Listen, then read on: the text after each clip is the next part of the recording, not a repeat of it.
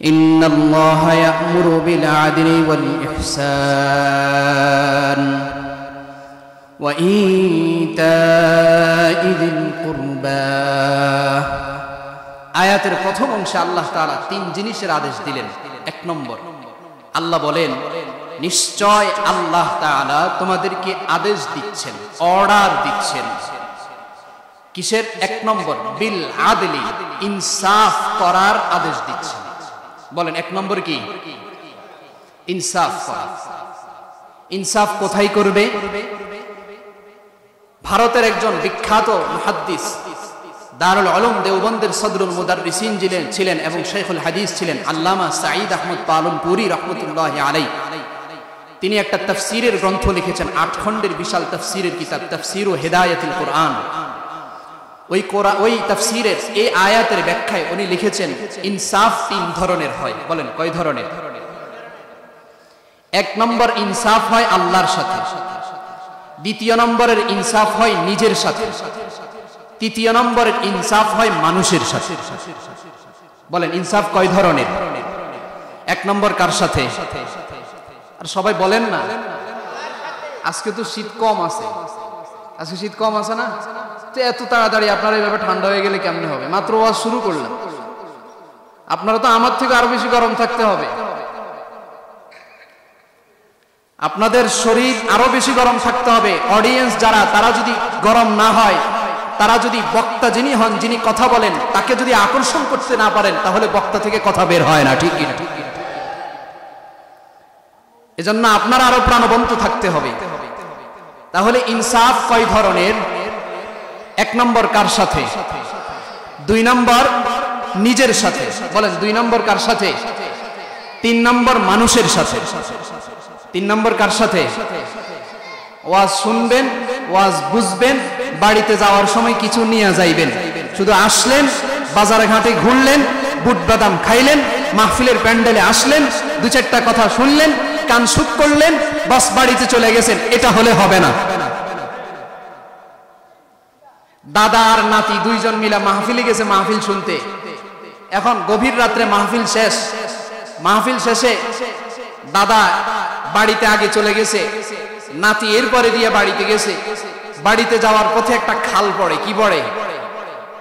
খাল। এটা আমি একটা ঘটনা বলতেছি কি আমাদের সমাজের চিত্র। তো এখন দাদা চলে গেছে, চলে যাওয়ার পরে নাতি যখন রাত্রেবেলায় খাল পাড়ি দিয়া তার বাড়িতে গেছে, নাতি যাওয়ার পরে দাদায় দেখে যে নাতি জামা কাপড় সব ভিজা। জামা কাপড় সব কি ভিজা। এখন দাদা কই, কি তোর এই অবস্থা কেন? আমি তো আসছি, কই আমার তো কিছুই ভিজা নাই, তোর কেন সব ভিজা?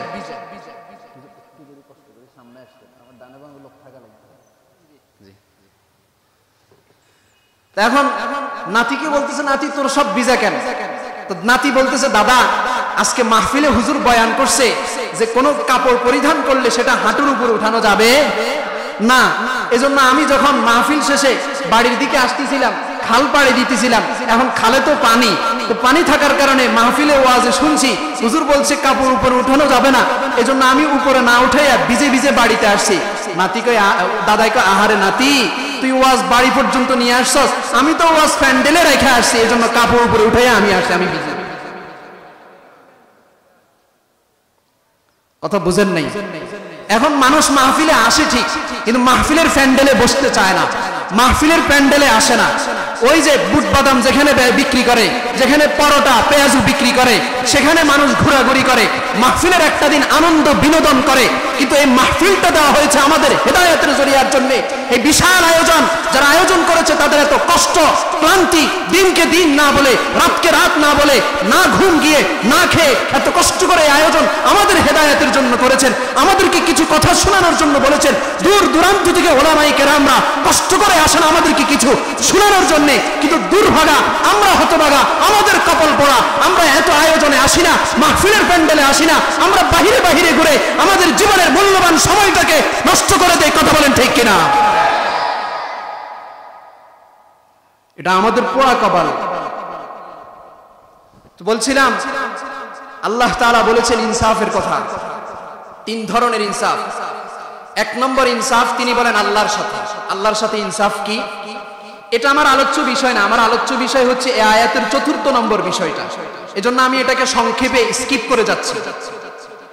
1 নম্বর ইনসাফ আল্লাহর সাথে, অর্থাৎ আল্লাহ আমাদেরকে নেয়ামত দেন, আমাদেরকে ছোট্ট থেকে এই পর্যন্ত বড় করেছেন। কেউ 20 বছর, 30 বছর, 40, 50, 60, 70, 80, 90, 100 বছর পর্যন্ত হায়াত পায়।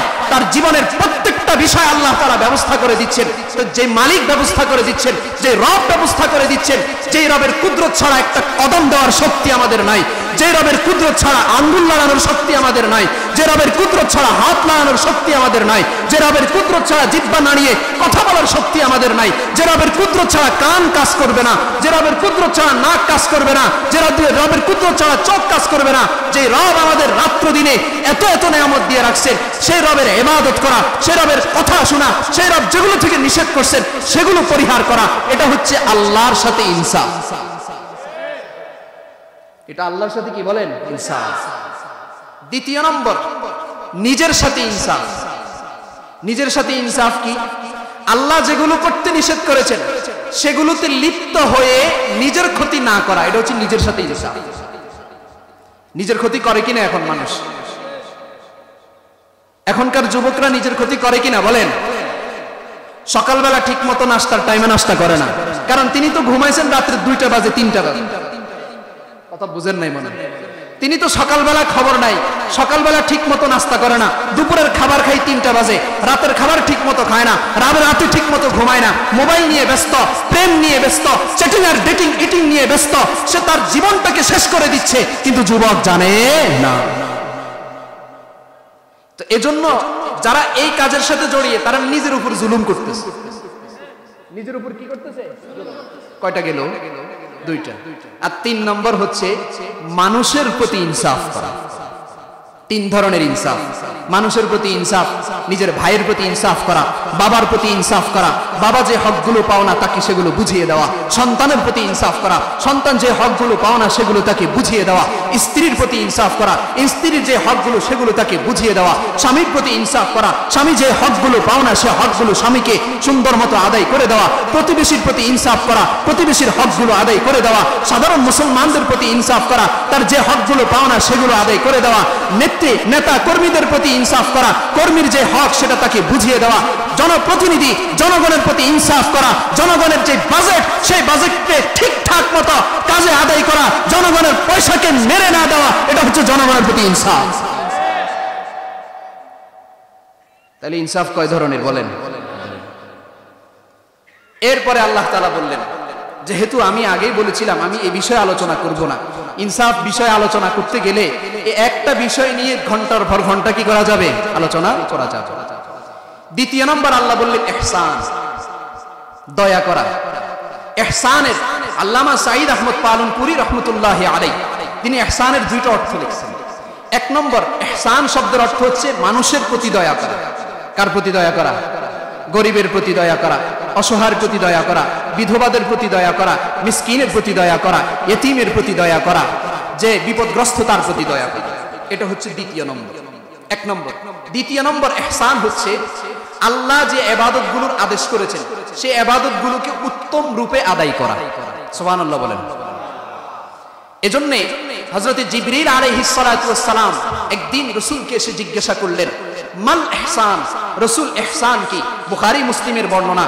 রাসূলুল্লাহ সাল্লাল্লাহু আলাইহি ওয়াসাল্লাম বলছেন ইহসান হচ্ছে আন তা'বুদাল্লাহা কাআন্নাকা তারাহু, তুমি আল্লাহর ইবাদত করা এমন ভাবে মনে হয় যেন আল্লাহ তোমাকে দেখতেছে। ফা ইন লাম তাকুন তারাহু ফা ইন্নাহু ইয়ারা, যদি তুমি আল্লাহকে দেখার মতো সেই কুওয়াত আর সেই শক্তি যদি তোমার ভিতরে না আসে তাহলে অন্তত এভাবে ইবাদত করা যে আল্লাহ আমাকে দেখতেছে। সুবহানাল্লাহ।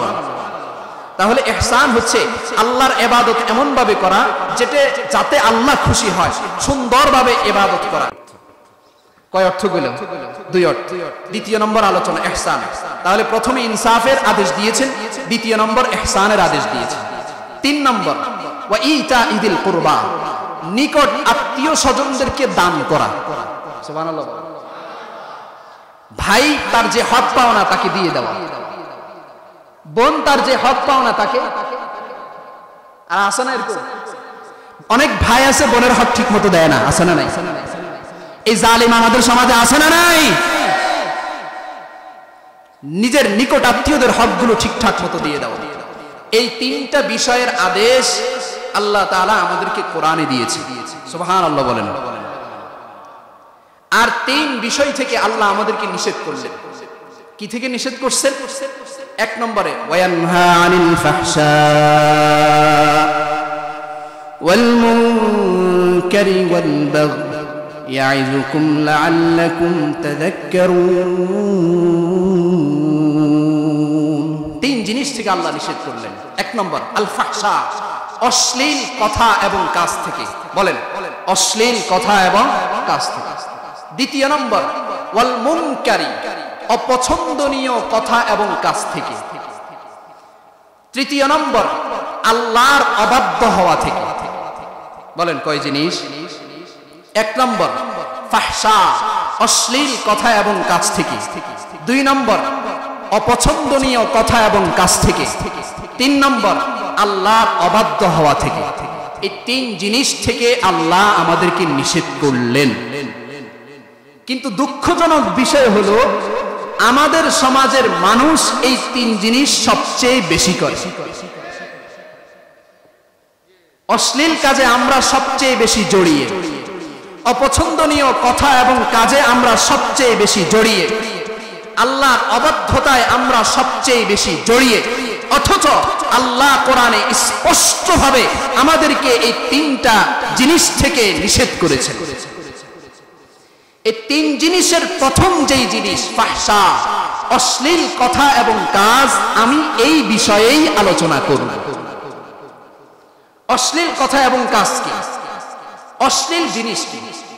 একজন প্রখ্যাত মুহাদ্দিস ছিলেন ইমাম ইবনুল আসির, যাকে ইমামুল লুগা বলা হয়, ইমামুল আদব যাকে বলা হয়। তার একটা বিখ্যাত কিতাব আছে আন-নিহায়া। ওই কিতাবের মধ্যে উনি অশ্লীল কথা এবং কাজ এটার পরিচয় উনি দিয়েছেন। উনি সেখানে লিখেছেন আল ফুহশু মা ইয়াশতাদ্দু কুবহুহু মিনাজ যুনুবি ওয়াল মাআসি। অশ্লীল কথা এবং কাজ বলা হয়, কথা খেয়াল করে শুনুন, আমার উঠবেন না আমার আলোচনা থেকে, কথা খেয়াল করে শুনুন। অশ্লীল কথা এবং কাজ কাকে বলা হয়? তিনি বলেন গুনাহ করা এটা অপরাধ, এটা নিন্দনীয়। গুনাহ করা এটা কি? বলেন নিন্দনীয়। তবে গুনাহের মধ্যে কিছু কিছু গুনাহ আছে এমন যেই গুনাহগুলির ইফেক্ট অথবা যেই গুনাহগুলির চিত্র খুবই নিন্দনীয় হয়, খুবই খারাপ হয়। উনি বলছেন যেই সমস্ত গুনাহ এবং যেই সমস্ত অপরাধের অশ্লীলতা, যে সমস্ত গুনাহ এবং যে সমস্ত অপরাধের অপরাধটা মারাত্মক আকার ধারণ করে, ওই সমস্ত গুনাহ এবং অপরাধকে বলা হয় ফুহশ, ফাহশা, অশ্লীল কথা এবং কাজ। আমি বুঝাইতে পারছি কথা? সুতরাং অশ্লীল কথা এবং কাজ থেকে আল্লাহ নিষেধ করলেন। অশ্লীল কথা এবং কাজ কি? গান করা অশ্লীল, অশ্লীল কাজ। গান শিখা অশ্লীল কাজ। গানের অনুষ্ঠানে যাওয়া অশ্লীলতা। নাচ করা অশ্লীলতা। নাচের অনুষ্ঠানে যাওয়া অশ্লীলতা। নাচের প্রতিষ্ঠানে নিজের সন্তানকে ভর্তি করিয়ে দেওয়া অশ্লীলতা। জিনা করা অশ্লীলতা।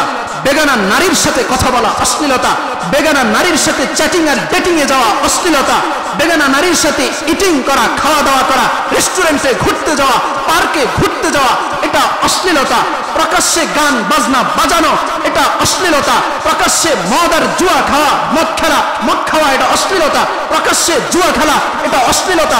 সমাজের মধ্যে খুন খারাপি করে বেড়ানো এটা অশ্লীলতা। 16ই ডিসেম্বর বিজয় দিবস উপলক্ষে মোড়ে মোড়ে গান বাজানো প্রকাশ্যে এটা অশ্লীলতা। বাজাইছিনি অশ্লীলতা। এই অশ্লীলতা থেকে আল্লাহ তাআলা নিষেধ করেছেন। এখন অশ্লীলতা কোন কোন রাস্তা দিয়ে আসে খেয়াল করেন। এক নম্বর অশ্লীলতা আসে নারীর মাধ্যমে। বলেন এক নম্বর অশ্লীলতা কিসের মাধ্যমে আসে? দুই নম্বর অশ্লীলতা আসে গান বাজনার মাধ্যমে।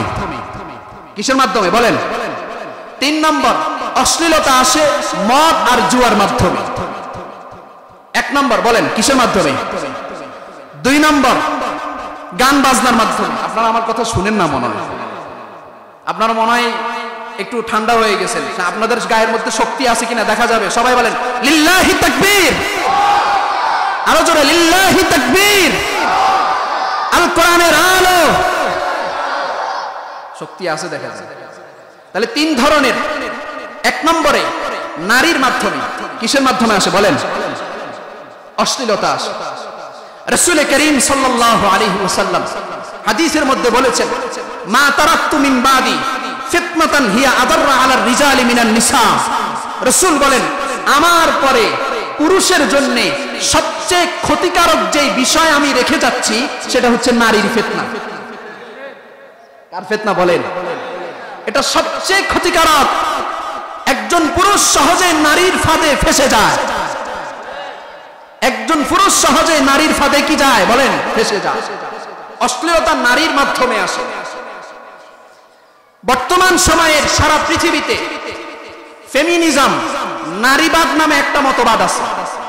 বলেন কি? নারীবাদ। এই নারীবাদীদের মূল স্লোগান হচ্ছে নারীদের স্বাধীনতা, নারীদের অধিকার। আসলে মূলত তারা নারীদের অধিকার চায় না, বরং তারা নারীদেরকে রাস্তার সস্তা বস্তু বানাইতে চায়। ইতিহাস যদি শুনি তাহলে আমরা দেখি নারীর অধিকার একমাত্র ইসলামে প্রতিষ্ঠা করেছে। কে প্রতিষ্ঠা করছে? ইসলাম।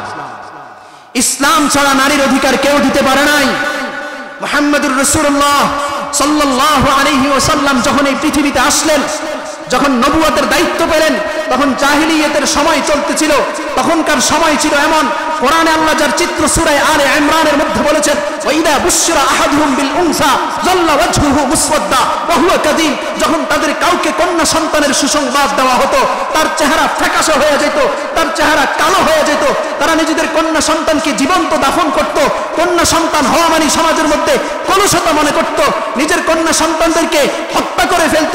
নিজের স্ত্রীদেরকে সঠিক হক আদায় করত না। স্বামী মারা যাওয়ার সাথে সাথে স্বামীর সাথে সাথে স্ত্রীকেও তারা জ্বালিয়ে দিত। এরকম ভাবে মায়ের হক ঠিক মতো আদায় করতো না। সন্তান তার মায়ের সাথে জিনা করত। সন্তান বাবা মারা যাওয়ার পরে তার মাকে বিয়ে করত। সন্তান তার ফুফু আর খালার হক ঠিক মতো আদায় করতো না। সমাজের সবচেয়ে সস্তা বস্তু ছিল নারী। মুহাম্মদুর রাসূলুল্লাহ যখন নবুয়ত পেলেন, যখন রাসূল হলেন, আল্লাহ যখন ওহী নাযিল করলেন, মুহাম্মদুর রাসূলুল্লাহ নারীর অধিকার বাস্তবায়ন করেছেন। মেয়ে হলে তার কি অধিকার হবে সেটা বলে দিয়েছেন।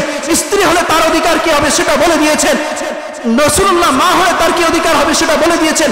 বোন হলে তার কি অধিকার হবে সেটা বলে দিয়েছেন। ফুফু আর খালা হলে তার অধিকার কি হবে সেটা বলে দিয়েছেন। অন্য যে কোনো আত্মীয় হলে তার কি অধিকার হবে সেটা বলে দিয়েছেন। সুতরাং বোঝা গেল কোনো মতবাদ, কোনো ধরনের কোনো কিছুই কোনো কালে নারীর অধিকারকে বাস্তবায়ন করতে পারে নাই। যদি পৃথিবীতে নারীর অধিকারকে বাস্তবায়ন করে থাকে একমাত্র কিছু, তাহলে সেটা ইসলাম। ইসলামে নারীর অধিকারকে বাস্তবায়ন করেছে, ইসলামে নারীদেরকে সম্মানিত করেছে। দুনিয়ার কোনো মতবাদ পারে নাই।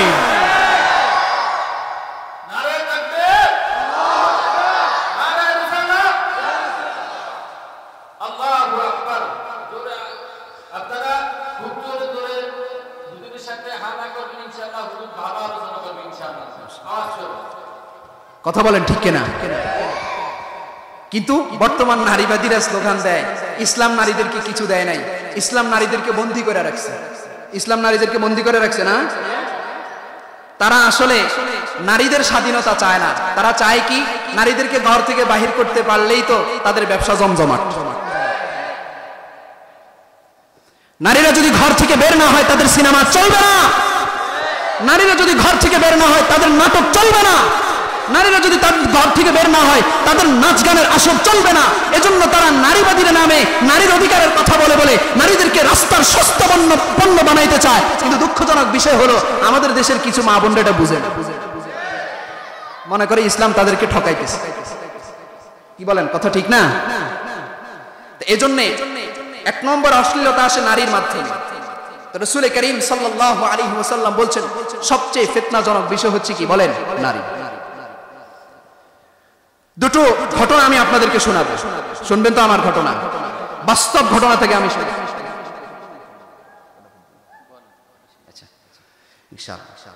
দুটো ঘটনা। এক নম্বর, 1994 সালের 13 এপ্রিল, খেয়াল করে শুনবেন। 1994 সালের 13 এপ্রিল কায়রো, মিশরের কায়রোতে একটা কনফারেন্স অনুষ্ঠিত হয়েছে। বিশ্ব পরিবার ও মানবাধিকার রক্ষা নামে একটা কনফারেন্স হয়েছে। এটা আমার কথা না, এটা তখনকার সময়ের যত উল্লেখযোগ্য মিডিয়া আছে সবগুলোর রিপোর্ট। 1994 সালের 13 এপ্রিল সেখানে তারা একত্রিত হয়েছে মানবাধিকারের নামে, পারিবারিক বন্ধন উন্নয়নের নামে। সেখানে তারা একত্রিত হওয়ার পরে তারা সিদ্ধান্ত নিয়েছে দুইটা জিনিস। কয় জিনিস বলেন? এক নম্বর তাদের সিদ্ধান্ত, তারা নারীদের অধিকারের জন্য তারা এই বৈঠকটা করেছে। তাদের এক নম্বর সিদ্ধান্ত হচ্ছে পৃথিবীতে যত দেশ আছে প্রত্যেক দেশের শিক্ষা কারিকুলামের ভিতরে যৌন শিক্ষা ঢুকিয়ে দাও।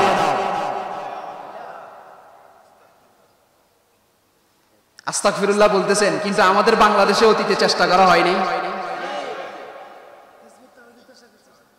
আমাদের বাংলাদেশে কি অতীতে চেষ্টা করা হয় নাই? আমাদের বাংলাদেশে এই 90 ভাগ মুসলমানের দেশে শিক্ষা সিলেবাসের মধ্যে নারী পুরুষের একসাথে চলা ফ্রি মিক্সিংয়ের চেষ্টার জন্য সিলেবাসের মধ্যে বিভিন্ন ধরনের চ্যাপ্টার অন্তর্ভুক্ত করা হয়েছে। কিন্তু আলহামদুলিল্লাহ এদেশের ওলামায়ে কেরাম, এদেশের সাধারণ মুসলমানদের প্রতিবাদের মুখে বাংলাদেশ সেটা টিকে নাই। চেষ্টা করা হয়েছে। তাদের এক নম্বর সিদ্ধান্ত ছিল এটা যে সমস্ত শিক্ষা কারিকুলামের ভিতরে নারী, প্রত্যেকটা শিক্ষা প্রতিষ্ঠানে যেন নারীদেরকে যৌন শিক্ষা দেওয়া হয় সেটার একটা চ্যাপ্টার যোগ করা হোক। নাউজুবিল্লাহ বলেন। দুই নম্বর, নারীরা, সকল মেয়েরা তারা যেন নিজেদের ফিজিক্যালি অর্থাৎ শারীরিক সুস্থতা গ্রহণ করতে পারে। আমি ভেঙে বলতে পারতেছি না, অর্থাৎ যৌনতার যে সমস্ত বিষয়গুলো আছে সেক্ষেত্রে যেন তারা শারীরিক সুস্থতা অবলম্বন করতে পারে। এজন্য যৌনতার যতগুলো সরঞ্জাম আছে সবগুলো সরঞ্জাম তারা পাওয়ার জন্যে, বিনামূল্যে পাওয়ার জন্যে, সহজে পাওয়ার জন্যে জায়গায় জায়গায় কিছু কেন্দ্র প্রতিষ্ঠা করা হোক। কথা বুঝেন নাই মনে হয় আমার। তারা এই দুইটা সিদ্ধান্ত নিয়েছে। কেন? কারণ তারা জানে নারীর মাধ্যমে ফিতনা ছড়ানো যাবে, নারীর মাধ্যমে পৃথিবীর মানুষের চরিত্র হরণ করা যাবে, নারীর মাধ্যমে মুসলমান যুবকদের চরিত্রকে শেষ করে দেওয়া যাবে। এজন্য তারা এই স্কিম আর এই ষড়যন্ত্র তারা রচনা করেছে। কয় নম্বর গেল? এক নম্বর ঘটনা। দুই নম্বর ঘটনা শোনাচ্ছি। পৃথিবীতে একবার 8টা যুদ্ধ হয়েছে। এই 8টা যুদ্ধকে বলা হয় ক্রুসেড যুদ্ধ। বলেন কিসের যুদ্ধ? আপনারা আমার সাথে কথা বলেন না। ক্রুসেড যুদ্ধ কি যুদ্ধ বলেন? 8টা যুদ্ধ হয়েছে। এই ক্রুসেড যুদ্ধের 8টা যুদ্ধ হয়েছে। আলহামদুলিল্লাহ যতবারই খ্রিস্টানরা, অর্থাৎ খ্রিস্টানরা মুসলমানদের বিরুদ্ধে যুদ্ধ করেছে, যতবারই খ্রিস্টানরা মুসলমানদের বিরুদ্ধে যুদ্ধ করেছে প্রতিবারেই মুসলমানরা বিজয়ী হয়েছে। এখন একবার, দুইবার, তিনবার, চারবার, পাঁচবার, 6বার, 7বার হওয়ার পরে 8ম তখনকার সময়ের ফ্রান্সের প্রেসিডেন্ট ছিলেন প্রেসিডেন্ট লুইস, নবম লুই তাকে বলা হয়। সেই প্রেসিডেন্ট তিনি চিন্তা করলেন এতবার যুদ্ধের পরও আমরা মুসলমানদের সাথে আমরা বিজয় হতে পারি নাই, এবার আমার মাজায় গামছা বাঁধছি, যত সৈন্য সামন্ত আমার দরকার হয় সব সৈন্য সামন্ত নিয়ে আমি যাব, যেভাবেই হোক এবার মুসলমানদেরকে পরাজিত করতে হবে। সে একটা সিদ্ধান্ত নিয়ে সে ফ্রান্স থেকে বিশাল বাহিনী নিয়ে মুসলমানদের সাথে যুদ্ধ করার জন্য সে রওনা দিছে। মুসলমানদের সাথে কি করার জন্য বলেন? যুদ্ধ করার জন্য সে রওনা দিছে। এখন আসছে, সে যুদ্ধ করছে, কিন্তু আল্লাহর মেহেরবানিতে মুসলমান সেনাপতিতে একজন বীর সেনাপতি ছিলেন সুলতান রুকনুদ্দিন বাইবাস রাহমাতুল্লাহি আলাইহি। তার বীরত্বের কারণে এত বিশাল বাহিনী ক্রুসেডারদের, ফ্রান্সের প্রেসিডেন্টের এত লক্ষ বাহিনী মুসলমানদের বাহিনীর সামনে কোনো পাত্তাই পায় নাই। আল্লাহ মুসলমানদেরকে বিজয় দান করছেন।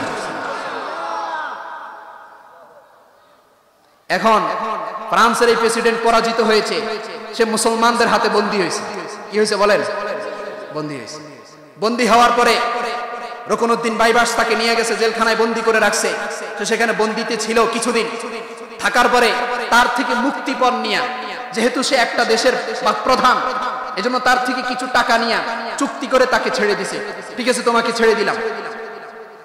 এরপরে ইন্টারেস্টটা এরপরের কথায়, যখন তাকে ছেড়ে দেওয়া হয়েছে তখন বাদশা নবম নই চিন্তা করলো, এতবার আমরা তাদের বিরুদ্ধে যুদ্ধ করলাম, সমস্ত খ্রিস্টান রাষ্ট্রগুলো ঐক্যবদ্ধ হয়ে ধর্মীয়ভাবে আমরা তাদের বিরুদ্ধে যুদ্ধের ডাক দিয়েছি, লক্ষ লক্ষ সৈন্য নিয়ে আমরা তাদের বিরুদ্ধে যুদ্ধ করেছি, এতবার যুদ্ধ করেছি, আমি সর্বশেষ সর্বোচ্চ প্রস্তুতি নিয়ে মুসলমানদের বিপক্ষে যুদ্ধে নেমে পড়েছি, কিন্তু কোনোবারে আমরা বিজয় হচ্ছি না, প্রতিবারই মুসলমানরা বিজয় হচ্ছে।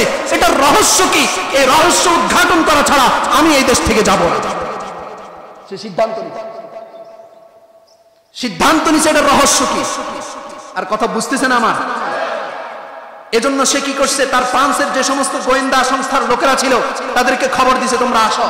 তারা আসছে, তার রাষ্ট্রে যে সমস্ত উচ্চপদস্থ ব্যক্তিরা ছিল তাদেরকে খবর দিছে, তারা আসছে। আসার পরে ফ্রান্সের প্রেসিডেন্ট তাদেরকে বললেন, শুনে রাখো, আজকে থেকে আমি আর ফ্রান্সে যাব না, আমি এই মিশরেই থাকবো, এই দেশে আমি থাকবো, থেকে মুসলমানদের সফলতার, মুসলমানদের বিজয়ের রহস্য কি সেটা আমি বের করব। যতদিন লাগে আমি এখানে থাকবো, ততদিন পর্যন্ত তোমরা রাষ্ট্র পরিচালনা করো। সে অর্ডার দিয়ে দিছে। এ কথা বলার পরে সে মিশরে 4 বছর ছিল। 6 বছর। একজন রাষ্ট্রপ্রধান মিশরের অলিতে গলিতে, ঘরে ঘরে, মসজিদে মসজিদে ঘুরে ঘুরে সে রহস্য খুঁজতেছে, কোন রহস্যের কারণে মুসলমানরা বিজয় হয়, কি শক্তি মুসলমানদের। আর কথা বুঝেন না মনে হয়? সে খুঁজতেছে। খোঁজার পরে কখনো কুলি সাজে, কখনো রিক্সাওয়ালা সাজে, কখনো ভ্যান গাড়িওয়ালা সাজে, কখনো বাড়ির চাকর বাকর সাজে, কখনো এক একবার এক এক পরিচয় দিয়ে সে 4 বছর পর্যন্ত এই দেশে থেকে থেকে সে রহস্য বাহির করছে। রহস্য বাহির করে সে তার ফ্রান্সে ফিরে গেছে। ফ্রান্সে ফিরে যায় তার রাষ্ট্রের সবাইকে ডাক দিছে। ডাক দেওয়ার পরে সে একটা কাগজ দিছে। কাগজ নিয়ে ফ্রান্সের যতজন মানুষ ছিল তাদের সবার কাছে সে লিখে দিয়েছে 4টা ওসিয়ত। কয়টা বলেন? 4টা উপদেশ, 4টা কথা সে বলেছে, এবং তাদেরকে বলেছে এই 4 কাজ আমি যেটা করার জন্য বলতেছি তোমরা এই 4টা করবা। আশ্চর্যের বিষয়, এখনো প্যারিসের জাদুঘরে ওই নবম লুই যে কথাগুলো লিখে গিয়েছেন ওই কথাগুলো এখনো প্যারিসের জাদুঘরে সুন্দরভাবে সাজানো আছে। অর্থাৎ তারা ওই বাদশার সবগুলো ওসিয়তকে, সবগুলো আদেশকে পুঙ্খানুপুঙ্খানু পালনের জন্য চেষ্টা করে, এখনো আছে। এখনো সে 4টা রহস্য কি শুনেন। সে বলেছে 4টা উপদেশ দিয়েছে। 1 নম্বর সে বলেছে মুসলমানরা বিজয়ের, মুসলমানরা সারা পৃথিবী শাসন করার, এতবার তাদের সাথে যুদ্ধ করার পরেও আমরা বিজয় না হওয়ার একমাত্র প্রথম রহস্য হচ্ছে মুসলমানরা সবাই এক, মুসলমানদের ভিতরে কোনো পাটল নাই, মুসলমানরা সবাই কোরআন এবং হাদিসের প্রশ্নে, মুসলমানরা সবাই ইসলামের প্রশ্নে সবাই এক। সুতরাং তোমরা যদি মুসলমানদের সাথে বিজয় হতে চাও তাহলে মুসলমানদের এই ঐক্যের মধ্যে ছিঁড় দাঁড়াইতে হবে, মুসলমানদেরকে এক থাকতে দেওয়া যাবে না। তার প্রথম আদেশ। কথা বুঝেন নাই? কথা কি বাস্তব না অবাস্তব? মুসলমানদের ভিতরে চির ধরাইতে হবে। এজন্য দোস্ত বলে রাখি, শুনেন, আজকে ফিলিস্তিনের মধ্যে হাজার হাজার মানুষ শহীদ হচ্ছে, হাজার হাজার মানুষ, লক্ষ লক্ষ মানুষ শহীদ হয়ে যাচ্ছে। ভাইয়ের সামনে থেকে মাকে তুলে, বোনকে তুলে নিয়ে যাচ্ছে, সন্তানের সামনে থেকে মাকে তুলে নিয়ে যাচ্ছে, স্বামীর সামনে থেকে স্ত্রীকে তুলে নিয়ে যাচ্ছে, বাবা তার সন্তানের মাথাবিহীন লাশ নিয়ে রাস্তায় ঘোরাফেরা করছে। এই যে জুলুম নির্যাতন চলছে একমাত্র আরব শাসকদের মুনাফিক আর গাদ্দারির কারণে। যদি আরব শাসকরা এক থাকতো, যদি জর্ডান, মিশর, সিরিয়া, সৌদি আরব সহকারে জাজিরাতুল আরবের সমস্ত আরব শাসকরা যদি ফিলিস্তিনের পক্ষে দাঁড়িয়ে যেত তাহলে ইসরায়েলেরা 2 দিনের টিকার তাদের সাহস থাকতো না। কিন্তু আমরা সবাই নিজের গদি নিয়ে ব্যস্ত, হ্যাঁ ঠিক না? এজন্য সে বলেছিল যদি বিজয় হতে চাও মুসলমানদের ভিতরে ফাটল ধরাইয়া দাও, মুসলমান শাসকদের ভিতরে ফাটল ধরাইয়া দাও, মুসলমান শাসকদের ভিতরে ফাটল ধরাইয়া দাও। কয় নম্বর বলছেন? আর কথা বলেন না, কয় নম্বর? 2 নম্বর সে উপদেশ দিয়েছে মুসলমানদের ভিতরে শক্তিশালী ঈমানওয়ালা, বলেন শক্তিশালী, যাদের ঈমান মজবুত, কামানের সামনেও তাদের মৃত্যুর ভয় হবে না, বন্দুকের নলের সামনেও তাদের মৃত্যুর ভয় হবে না, তাদের মৃত্যু তাদের সামনে থাকবে, কিন্তু তারা কখনো মৃত্যুর ভয় করবে না। এমন মজবুত ইমানদারওয়ালা কোন মুসলমান জমিনে হতে দেওয়া যাবে না। হইলেই বিপদ, বলেন হইলেই কি সেটা বুঝতে পারছি। শক্তিশালী ইমানওয়ালা কোন মুসলমানকে, ইমানদারকে হতে দেওয়া যাবে না। এটা গেছে কত নম্বর বলেন? 2 নম্বর।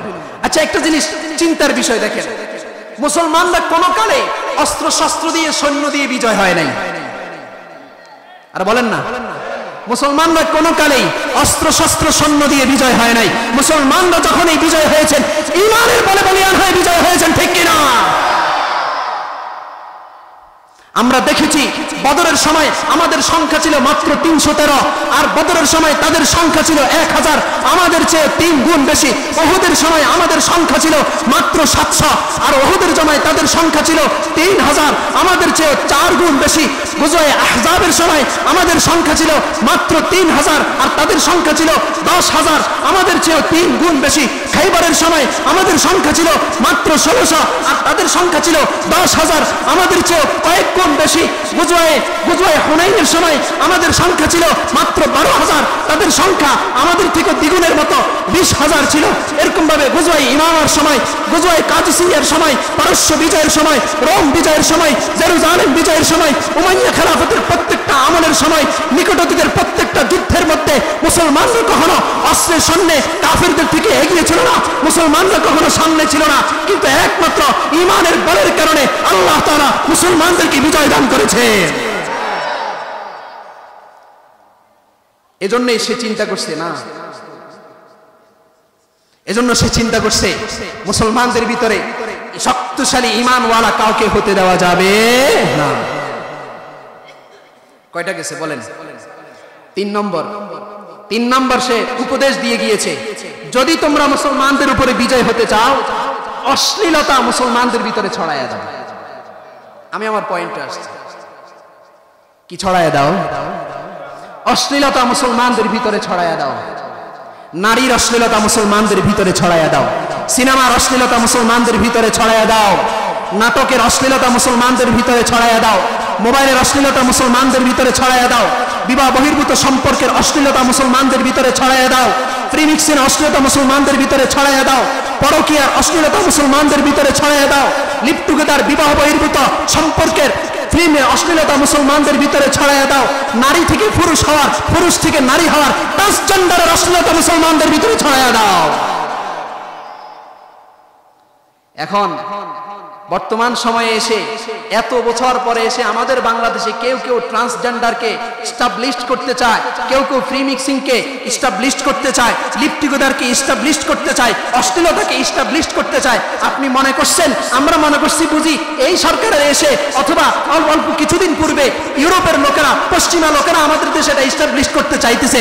না না না, এটা আজকে কালকের ষড়যন্ত্র নয়, এটা 1000 বছর পূর্বের ষড়যন্ত্র, মুসলমান যুবকদেরকে ধ্বংস করার জন্য, ঠিক কিনা? এটা তাদের একমাত্র ষড়যন্ত্র। কয়টা গেছে বলেন? 4 নম্বর, সে বলেছিল এই ফ্রান্স থেকে নিয়ে আন্তাকিয়া পর্যন্ত, অর্থাৎ তুরস্ক, বর্তমান কি পর্যন্ত? তুরস্ক পর্যন্ত যেন পুরো এই সাম্রাজ্য, পুরো এই জায়গাটা যেন খ্রিস্টানদের অধীনে চলে আসে। নাউজুবিল্লাহ বলেন। এই 4টা কাজের উপদেশ সে দিয়েছে। কয় কাজের উপদেশ? 4 কাজের। তো 4 কাজের মধ্যে যেটা আমার পয়েন্ট, যেটা আমার আলোচনার বিষয়, সেটা হচ্ছে অশ্লীলতা। বলেন কি? অশ্লীলতা ছড়াইয়া দেওয়া। আজকের যুব সমাজের দিকে তাকায় দেখেন না, আজকের যুবকদের দিকে তাকায় দেখেন, যুবকদের কি অবস্থা। যুবকদের কি অবস্থা আজকে, যুবকদের দিকে তাকায় দেখেন। আল্লাহর রাসূল হাদিসের মধ্যে বলেছেন, আল্লাহ তাআলা প্রতি রাত্রে নিজের প্রথম সামায়ে দুনিয়ার মধ্যে আল্লাহ চলে আসেন, আল্লাহর রহমত সামায়ে দুনিয়াকে বেষ্টন করে নেয়, আর আল্লাহ তাআলা সামায়ে দুনিয়া অর্থাৎ বান্দার একদম খুব কাছে চলে আসেন। কাছে চলে এসে বান্দাকে ডাকতে থাকেন, বান্দা তোমার যদি কোনো বিপদ থাকে আমার কাছে বিপদ থেকে উদ্ধার হওয়ার জন্য দোয়া করো, আমি তোমাকে রক্ষা করব। বান্দা তোমার যদি চাকরি বাকরির প্রয়োজন হয় আমার কাছে চাও, আমি তোমার রিজিকের ব্যবস্থা করব। বান্দা তোমার যদি কোনো অসুখ বিসুখ থাকে আমার কাছে চাও, আমি তোমার অসুখ বিসুখ ভালো করে দিব। প্রতিদিন ভোর রাত্রে এসে আমার আপনার রব আল্লাহ তাআলা বড় মায়ার কণ্ঠে, মায়ার সুরে বলে আমাদেরকে ডাকতে থাকেন, কিন্তু আফসোসের বিষয় হচ্ছে আমার আর আপনার যুবক ভাইয়েরা মাত্র 11টা বাজলে ঘরে ঢুকের পরে মোবাইল দেখা শুরু করে, একটা দুইটা সিনেমা দেখে। যখন আমার রব ডাকার সময় হয়ে যায় রাত্রে 2টা বাজে, যখন 1টা বাজে আমার রব যখন ডাকার সময় হয়ে যায়, তখন আমাদের যুবক ভাইয়ের ঘুমের সময় হয়।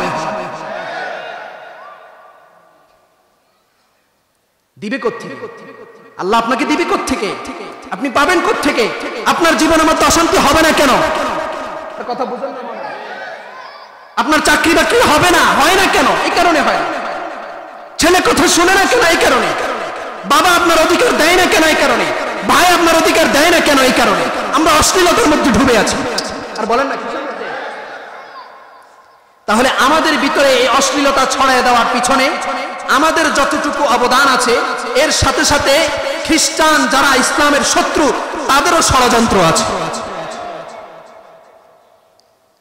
ভারতীয়রা বাংলাদেশে মুসলমানদের মাঝে অশ্লীলতা ছড়ানোর জন্য ফিল্ম তৈরি করে, আর বাংলাদেশের যুবকরা আহা কি আনন্দ করে তাদের ফিল্ম দেখে, ঠিক কিনা? তাদের সিরিয়ালগুলো আমাদের বাংলাদেশের মা বোনরা দেখে কি দেখে না? এগুলোর উদ্দেশ্য কাউকে নৈতিকতা শিক্ষা দেওয়া না, এগুলোর উদ্দেশ্য সমাজ সংস্কার করা না, এগুলোর উদ্দেশ্য মানুষকে ঠিক করা না, এগুলোর উদ্দেশ্য হচ্ছে সমাজকে ধ্বংস করা, এগুলোর উদ্দেশ্য হচ্ছে পরিবারকে ধ্বংস করা, একটা দেশের স্ট্রাকচার, একটা দেশের কাঠামোকে নষ্ট করে দেওয়া, ঠিক কিনা? জাতিসংঘের ঘোষণা অনুযায়ী, জাতিসংঘের তথ্য অনুযায়ী, জাতিসংঘের মাদক ও মানবাধিকার নিরাপত্তা কমিশনের একটা তারা জরিপ করেছে 2020 সালে। সেই জরিপের মধ্যে তারা উল্লেখ করেছে বিগত 10 বছরে, কত বছরে বলেন? বিগত 10 বছরে বাংলাদেশ থেকে প্রায় 3 লক্ষাধিক নারীদেরকে পাচার করা হয়েছে। কত লক্ষাধিক? বিগত সময়ে নারীদের প্রায় 10 বছরে প্রায় 3 লক্ষ নারীদেরকে বাংলাদেশ থেকে পাচার করা হয়েছে ভারতে। এটা কি কারণে? এটা হচ্ছে আমার আর আপনার মেয়ে, আমার আর আপনার বোন, আমার আর আপনার স্ত্রী মোবাইলের অশ্লীলতার কারণে মোবাইলে প্রেম করে, ফেসবুকে পরিচয়, হোয়াটসঅ্যাপে পরিচয়, প্রেম করতে করতে এরপরে গিয়ে দেখা একটা হিন্দু ছেলের সাথে তার সম্পর্ক, এরপরে আর প্রেম থেকে ফিরে আসতে পারা, সে তার সম্পর্ক থেকে ফিরে আসতে পারা, ওই হিন্দু ছেলের মায়া নিজের মা বাবাকে বিসর্জন করে, নিজের ভিটেমাটিকে বিসর্জন করে, নিজের ইসলামকে ছেড়ে দিয়ে সে বাংলাদেশ থেকে ভারত চলে যায়। এটা তাদের ষড়যন্ত্র, এটা তাদের কি বলেন? ষড়যন্ত্র।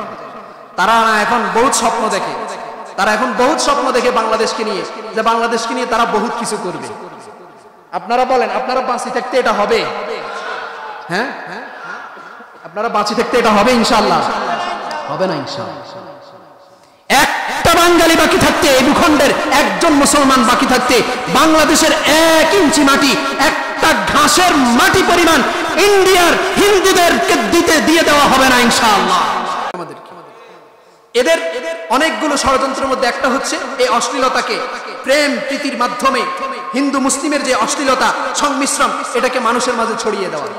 একটা গোপন কথা বলি বা একটা রহস্যময় কথা বলি, দেখেন বাংলাদেশের মানুষ, প্রত্যেকজন মানুষ এখন ইন্ডিয়ার বিপক্ষে, অর্থাৎ ভারতের বিপক্ষে এখন সবাই এক। কিন্তু দুঃখজনক বিষয় হচ্ছে 2021 সালে যখন বাংলাদেশে মোদী এসেছিল, এদেশের আলেম ওলামারা যখন মোদী বিরোধী আন্দোলন করেছিল, দুঃখজনক বিষয় হচ্ছে এদেশের মুসলমানরা তখন বুঝে নাই। এদেশের মুসলমানরা তখন আলেমদের পক্ষে দাঁড়ায়নি। তখন সবাই এই মন্তব্য করেছে, কি দরকার ছিল এভাবে করা, কি প্রয়োজন এভাবে করা। কিন্তু এখন মুসলমানরা বুঝতেছে আসলে এই ভারতবর্ষ যারা ইন্ডিয়া, এরা কখনো আমাদের স্বাধীনতা চাই নাই, এরা কখনো আমাদের দেশের সার্বভৌমত্বকে চাই নাই, আমাদের দেশে সমৃদ্ধ হোক এরা কখনো চাই নাই। এরা চেয়েছে বাংলাদেশকে গিলে খাওয়ার জন্য। সিকিমকে যেরকম তারা গিলে খেয়েছে, হায়দ্রাবাদকে যেরকম তারা গিলে খেয়েছে, কাশ্মীরকে যেরকম গিলে খেয়েছে, 7 সিস্টারকে যেরকম তারা আবদ্ধ করে রেখেছে, তারা চেয়েছিল বাংলাদেশকে এরকম করার জন্য। কিন্তু আলহামদুলিল্লাহ বাংলাদেশের মুসলমান এখন এই 24-এর পরে এসে এখন বুঝতে শুরু করেছে ভারত আমাদের বন্ধু নয়। আল্লাহ তাআলা কোরআনুল কারীমের মধ্যে স্পষ্টভাবে বলেছেন ওয়ালা তাজিদান্না আশাদ্দান নাসি আদাওয়াতান লিল্লাযীনা আমানুল ইয়াহুদা ওয়াল্লাযীনা আশরাকু। আল্লাহ বলেছেন ইহুদিরা কখনো মুমিনদের বন্ধু হতে পারে না। মুশরিকরা কখনো মুমিনদের বন্ধু হতে পারে না, কিন্তু বন্ধু বন্ধু বলে মুখে ফেনা তুলে দেওয়া হয়েছে, বন্ধু বন্ধু বলে তাদেরকে পরিষ্কার করে তাদেরকে আমন্ত্রণ জানানো হয়েছে। কিন্তু আমাদের দেশের যারা শাসক বর্গ ছিল তাদের আচরণে বুঝা গেছে ভারত আমাদের বন্ধু না, আব্বা বানাইয়া দিছে। কিন্তু এখন মুসলমানরা এটা বুঝে গিয়েছে যে ভারত আমাদের কি নয়। আর বলেন না, ভারত আমাদের কি নয়, বলেন বন্ধু নয়। তাহলে তারা নারীদেরকে লাট্টুফের ফাঁদে ফেলে এই দেশ থেকে লক্ষ লক্ষ মা বোনদেরকে তারা প্রচার করেছে। এটা অশ্লীলতার কারণে। বলেন কিসের কারণে? এই অশ্লীলতা যতদিন বন্ধ হবে না ততদিন পর্যন্ত মুসলমানদের বিজয় আসবে না। কোরআনুল কারীমের মধ্যে আল্লাহ তাআলা স্পষ্টভাবে বলেছেন, আমি যে আয়াত আপনাদের সম্মুখে তেলাওয়াত করেছি সেই আয়াতের মধ্যে আল্লাহ তাআলা বলেন, সূরাতুন নূর আয়াত নম্বর 55, আল্লাহ তাআলা আমাদেরকে বলেছেন, ওয়াদাল্লাহুল্লাযীনা আমানু মিনকুম ওয়া আমিলুস সালিহাত, তোমরা যদি ঈমানকে ঠিক রাখতে পারো, বলেন কি, তোমরা যদি ঈমানকে ঠিক রাখতে পারো আর তোমরা যদি সৎ কাজ করো, তোমরা যদি নামাজগুলো ঠিকঠাক মতো পড়ো, তোমরা যদি রোজাগুলো ঠিকঠাক মতো রাখো, যাকাত ফরজ হলে যদি যাকাতগুলো তোমরা ঠিকঠাক মতো দিয়ে দাও, হজ ফরজ হলে যদি হজগুলো ঠিকঠাক মতো করো, তোমরা যদি মানুষের হকগুলো ঠিকঠাক মতো আদায় করো, আল্লাহর যে হকগুলো আছে সেগুলো যদি ঠিকঠাক মতো আদায় করো, শরীয়তের যত বিধান আছে সব যদি সুন্দর মতো আদায় করো, তাহলে আমি আল্লাহ তাআলা তোমাদেরকে 3 জিনিসের ওয়াদা দিচ্ছি। কয় জিনিসের বলেন? 3 জিনিসের ওয়াদা। বলেন কয় জিনিসের? 3 জিনিসের। 1 নম্বর, আল্লাহ তাআলা বলেন, লা ইস্তাখলিফান্নাহুম ফিল আরদি কামা ইস্তাখলাফাল্লাযীনা মিন ক্বাবলিহিম। আল্লাহ বলেন, হে আমার বান্দারা, হে দুনিয়ার মুসলমানরা, শুনে রাখো, যদি তোমরা তোমাদের ঈমানকে ঠিক করতে পারো, ভিতরটাকে যদি ঠিক করতে পারো, যদি আমল আর ঈমানকে ঠিক করতে পারো, তাহলে আমি আল্লাহ ওয়াদা দিচ্ছি, পূর্বেকার উম্মতদেরকে যেরকম আমি রাষ্ট্রের ক্ষমতা দিয়েছি, পূর্বেকার উম্মতদেরকে যেরকম আমি খলিফা বানিয়ে দিয়েছি, তাদেরকে সর্বোচ্চ ক্ষমতা আমি যেরকম দিয়েছি, তোমাদেরকেও আমি তোমাদের রাষ্ট্রের ক্ষমতা দিয়ে দিব। সুবহানাল্লাহ। কিন্তু আমরা তো পারি না। হ্যাঁ, আমাদের দেশে যদি কোনো আলেম যদি নির্বাচনের জন্য দাঁড়ায়, আলেম যদি জনপ্রতিনিধির জন্য দাঁড়ায়, মানুষ কয়জন ভোট দিবে? হ্যাঁ, দিবে? মানুষ পছন্দ করে না, মানুষ মৌলবীদেরকে পছন্দ করে না। আমরা যদি আমাদের নিজেদেরকে ঠিক করে ফেলি, তাহলে ইনশাআল্লাহ এই বাংলার জমিনেও ইসলাম কায়েম হতে বেশি দিন সময় লাগবে না। তাহলে 1 নম্বর ওয়াদা আল্লাহ তাআলা, লা ইস্তাখলিফান্নাহুম ফিল আরদি কামা ইস্তাখলাফাল্লাযীনা মিন ক্বাবলিহিম।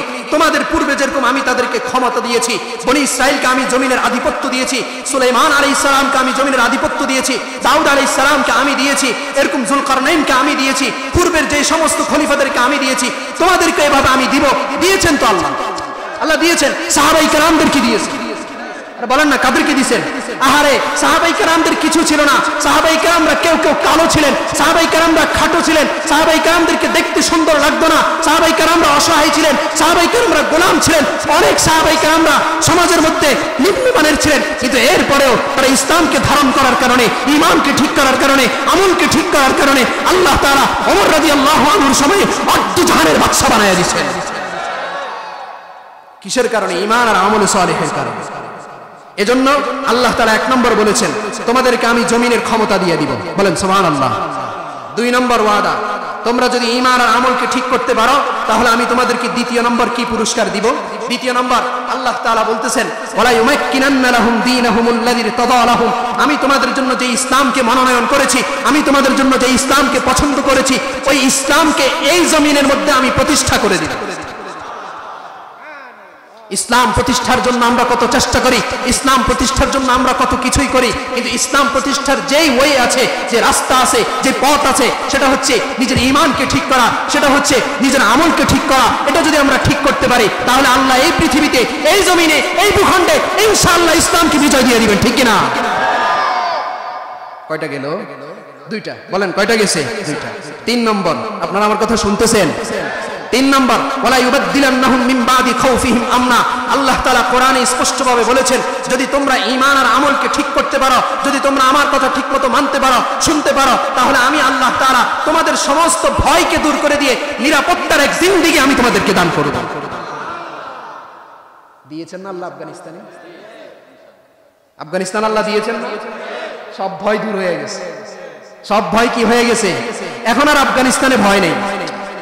এখন আর মানুষ নিজের সন্দুককে, নিজের দরজা জানালাকে খোলা রেখে ঘরে ঘুমাইতে পারে, রাস্তার মধ্যে টাকা পড়ে থাকে, কেউ ধরার দুঃসাহস করে না। কি নিরাপত্তা তাদের দেশের মধ্যে আল্লাহ তাআলা দিয়েছে। কিন্তু যদি ঈমান আর আমল ঠিক না থাকা যত কিছুই করব, তাহলে দেশে নিরাপত্তা আসবে না। আর দেশে কি আসবে না, বরং দেশের সম্পদ বিদেশে পাচার হবে। দেশের সম্পদ কোথায় পাচার হবে? দুপুর বেলা এক বেলা খাবার আনার জন্য তার কয়েক লক্ষ টাকা রাষ্ট্রের খরচ হবে। কথা বলে না, ঠিক কিনা? হয় নাই আমাদের দেশে? এজন্য আল্লাহ তাআলা বলেছিলেন, যদি আমলকে ঠিক করতে পারো, যদি নিজেকে ঠিক করে নিতে পারো, ঈমানকে যদি ঠিক করে নিতে পারো, তাহলে আমি তোমাদেরকে 3টা পুরস্কারে পুরস্কৃত করব। তোমাদেরকে জমিনের ক্ষমতা দিয়ে দিব, তোমাদের ইসলামকে এই জমিনে আমি প্রতিষ্ঠা করে দিব। যত ধরনের ভয় আছে সব ভয় আমি আল্লাহ তাআলা দূর করে দিব। সুবহানাল্লাহ। তবে শর্ত কি জানেন? ইয়াবুদুনানি ওয়া লা ইউশরিকুনা বি শাইআ। রব্বুল আলামিন বলেন ইয়াবুদুনানি, 1 নম্বর শর্ত হচ্ছে আমার ইবাদত করতে হবে। কার বলেন? সবাই বলেন কার? ইয়াবুদুনানি 1 নম্বর শর্ত হচ্ছে আমি আল্লাহর ইবাদত করতে হবে। ওয়া লা ইউশরিকুনা বি শাইআ, 2 নম্বর হচ্ছে আমি আল্লাহর সাথে কাউকে শরীক করা যাবে না। কয় কাজ? আর বলেন না কয় কাজ? ইয়াবুদুনানি ওয়া লা ইউশরিকুনা বি শাইআ, 1 নম্বর হচ্ছে আমার ইবাদত করবে, 2 নম্বর হচ্ছে আমার সাথে শরীক করা যাবে না। বলেন আমার সাথে বলেন, 1 নম্বর হচ্ছে আমার ইবাদত করবে। কার ইবাদত? আল্লাহর ইবাদত, নামাজ পড়া, আল্লাহর ইবাদত রোজা রাখা, আল্লাহর ইবাদত যাকাত দেওয়া, আল্লাহর ইবাদত হজ করা, আল্লাহর ইবাদত ভালো ভালো কথা বলা, আল্লাহর ইবাদত সদকা করা, আল্লাহর ইবাদত গরীব মিসকিনকে দান করা, আল্লাহর ইবাদত মানুষের হকগুলো ঠিকঠাক মতো আদায় করে দেওয়া, আল্লাহর ইবাদত হচ্ছে জনগণের যে হকগুলো তাদেরকে ঠিকঠাক মতো পৌঁছে দেওয়া।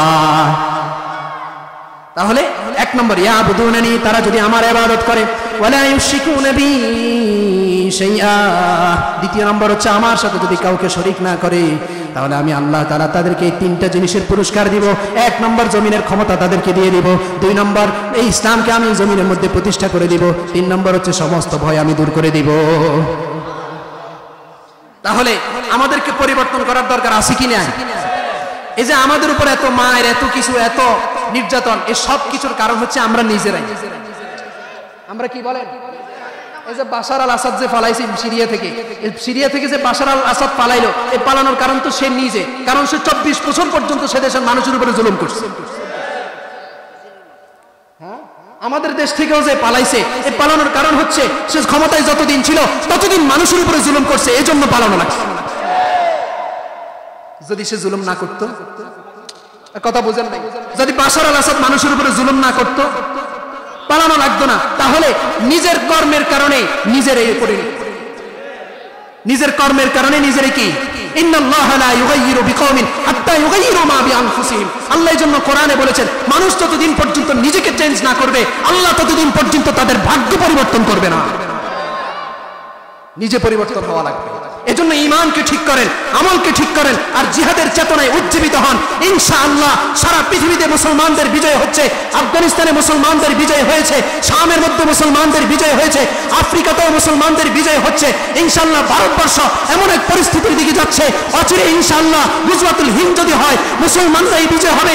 এজন্য এখন থেকে মুসলমানরা প্রস্তুত হন, মুসলমানদের যুবকরা প্রস্তুত হন, নিজেদের স্ত্রীদেরকে প্রস্তুত করেন, নিজেদের সন্তানদেরকে প্রস্তুত করেন, ইমাম সাহেবরা নিজেদের মুসল্লিদেরকে প্রস্তুত করেন, বাবা নিজের সন্তানকে প্রস্তুত করেন, সবাই প্রস্তুত হয়। কোন সময় যদি আমাদের জন্য ডাক আসে, আমাদের বড়রা যদি, ওলামায়ে কেরাম যদি আমাদেরকে ডাক দেন, নিজের রক্তের শেষ বিন্দু পর্যন্ত দিয়ে পৃথিবীতে ইনশাআল্লাহ এই মুসলিম ভূখণ্ডে ইসলামকে বিজয় করে ছাড়ব ইনশাআল্লাহ। রাজি আছেন তো ইনশাআল্লাহ? তাহলে আমি আমার আলোচনার শেষ দিকে চলে আসছি। আমি হাদিস একটা পাঠ করেছি, সে হাদিসের মধ্যে আল্লাহ রাসূল সাল্লাল্লাহু আলাইহি ওয়াসাল্লাম, আমি একটা আয়াত পড়েছি, সেই আয়াতের অর্থ, 2টা আয়াতের একটার অর্থ করেছি এবং দুটোটা আয়াতের অর্থ করেছি। এবার আমার হাদিসের অর্থটা করব ইনশাআল্লাহ, এরপরে আমার আলোচনার শেষ দিকে আমি চলে যাব।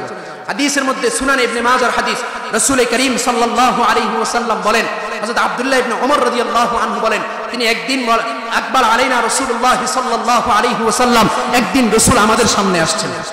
আসার পরে আল্লাহ রাসূল আমাদেরকে বলছেন, ইয়া মাশারাল মুহাজিরিন, হে মুহাজিরদের দল, শুনে রাখো, খামসুন ইযা তুলিতুম বিহিন্না, 5 ধরনের অপরাধ আছে, যে 5 অপরাধে যদি তোমরা অপরাধী হও, 5 অপরাধ, 6 অপরাধ, বলেন কয় অপরাধ?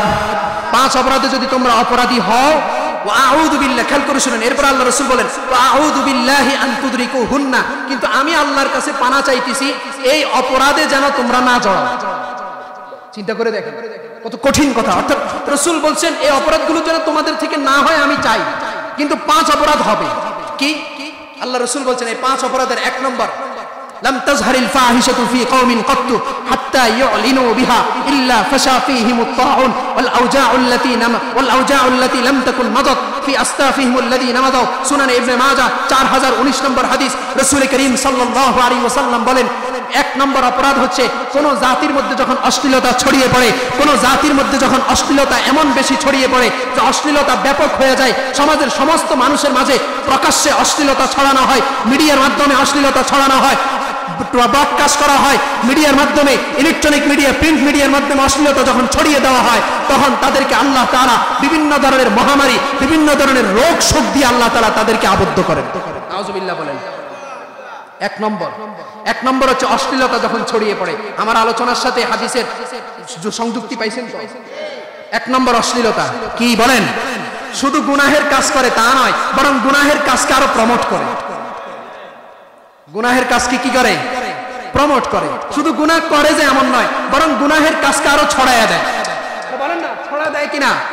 2024-এর যে গণ অভ্যুত্থান হয়েছে, এই গণ অভ্যুত্থানের সময় মুসলমানরা তাদের রক্ত দিয়েছে, ইসলামকে বিজয় দেখার জন্য মুসলমানরা তাদের রক্ত দিয়েছে, যারা এদেশের মুসলমানরা অশ্লীলতা মুক্ত জীবন যাপন করতে পারে। কিন্তু দুঃখজনক বিষয় হচ্ছে বর্তমান অন্তর্বর্তীকালীন সরকারের উপদেষ্টার মধ্যে পারকি নামক এক ভণ্ড প্রতারককে, এক নারী খাকা ব্যক্তিকে উপদেষ্টা হিসেবে নিয়োগ করা হয়েছে, ঠিক কিনা? সে কি করে? সে অশ্লীলতাকে ছড়ায়। আরে বলেন না, সে অশ্লীলতাকে ছড়ায়।